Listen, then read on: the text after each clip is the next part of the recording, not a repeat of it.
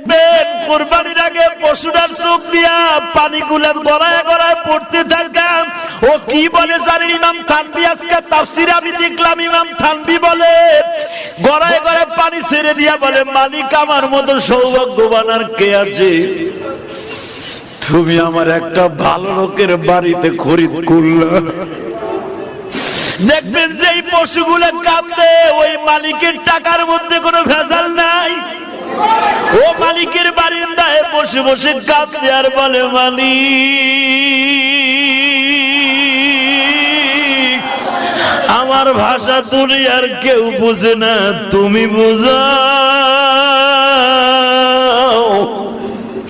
দেখবা কোরবানির একদিন আগে ওর মুখে কোনো খাবার দেয় না, যত দামি দামি খাবার দাও না কিন্তু খায় না, খোল ভুসি দাও খায় না, তাজা ঘাস দাও খায় না। এই